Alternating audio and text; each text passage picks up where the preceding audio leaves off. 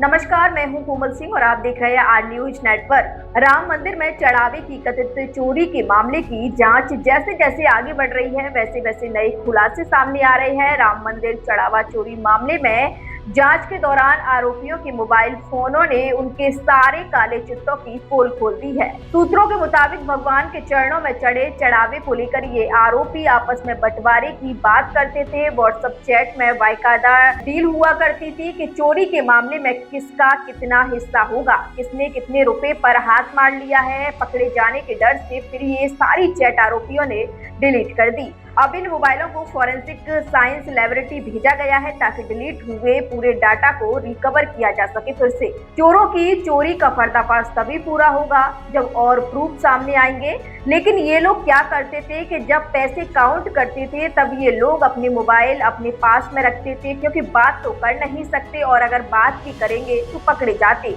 क्योंकि और जो लोग गिनती कर रही है वो सब तो चोर नहीं थे, तो कैसे एक दूसरे से इशारा करेंगे। इसलिए उन्होंने एक ग्रुप बनाया व्हाट्सएप पर और उस कोड वाई एक दूसरे से बात किया करते थे। अब बात क्या करते होंगे ये तो हमें नहीं पता, लेकिन अंदाजा लगाया जा सकता है कि ग्रुप में एक दूसरे को कहते होंगे कि मैंने 10 नोट छुपा लिए हैं, तुम इतने छुपा लो, तभी तो बाद में हिसाब लगा पाएंगे कि कितना कितना पैसा सबके बीच बैठेगा। बाकी जांच में पता चलेगा कि असली सच्चाई क्या है। इसके लिए हम भी जांच का इंतजार कर रहे हैं, लेकिन बात यही खत्म नहीं होती। जो आगे बताने जा रही हूँ वो आपके भरोसे को और भी झकझोर कर रख देगा। मंदिर में बुजुर्ग या कोई बीमार मरीज आता है जो चल नहीं पाता, उन भक्तों की सेवा के लिए व्हील चेयर तैनात की जाती है। जो टीम के लोग व्हील चेयर लाने ले जाने का काम करते हैं वो भी रडार पर आ चुके हैं। उनकी संपत्ति की भी जांच हो रही है। अब यहाँ पर थोड़ा आप लोग सोचिए कि मंदिर में अगर कोई व्हील चेयर चलाने का काम कर रहा है और उसकी संपत्ति की जांच होगी, क्या होगा उस व्यक्ति के पास? आप सोचोगे कि एक मकान होगा और जैसे आम लोगों का जीवन यापन होता है वैसे ही हो रहा होगा। लेकिन अगर आपको पता चले कि उसके पास तो 4 व्हीलर भी है, उसने तो जमीन भी खरीद रखी है, मतलब 10 से 12 हजार रुपए की सैलरी पर काम कर रहा है, वो भी सेवादार का, उसके पास कार है, जमीन है, तो शक तो होना ही है। और सवाल भी उठेगा कि लूट के हिस्सेदार में इनका भी हाथ है या नहीं।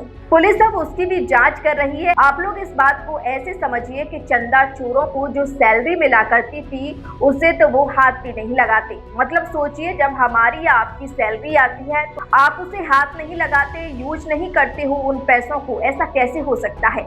इसका मतलब तो यही हुआ कि आपको कहीं और से पैसा मिल रहा है, तभी तो आप सैलरी के पैसों का खर्च नहीं कर पा रही है। जब आपका खर्चा दूसरे पैसों से चल रहा है तो सैलरी को खर्च करने की जरूरत ही क्या है? तो ऐसे कई आरोपी हैं जिन्होंने अपनी सैलरी कई महीनों से नहीं निकाली है, जो 10 से 12 हजार या 15 हजार रुपए उनकी थी। आपकी भक्ति, आपकी आस्था, आपकी श्रद्धा से जो पैसा भगवान राम जी को चढ़ाया जा रहा था, उस चढ़ावे को चंदा चोर अपने रूप पर खर्च कर रहे थे।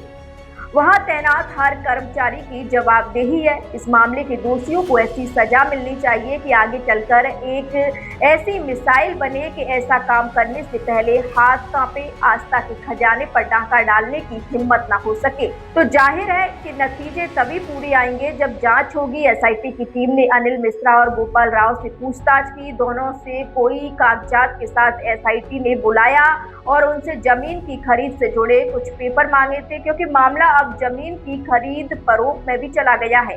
इसी बीच चढ़ावा चोरी के आरोपी अविनाश शुक्ला को लेकर पुलिस अयोध्या की कौशलपुरी पहुंची। यहां उसकी निशानदेही पर नकदी और कागजात बरामद हुए। एसआईटी के महंत विनोद मिश्रा से भी पूछताछ की है, जिन्होंने चरण पादुका को लेकर गंभीर आरोप लगाए हैं। विनोद मिश्रा कह रहे हैं कि उनके एक भक्त ने हार और एक चरण पादुका चढ़ाई थी।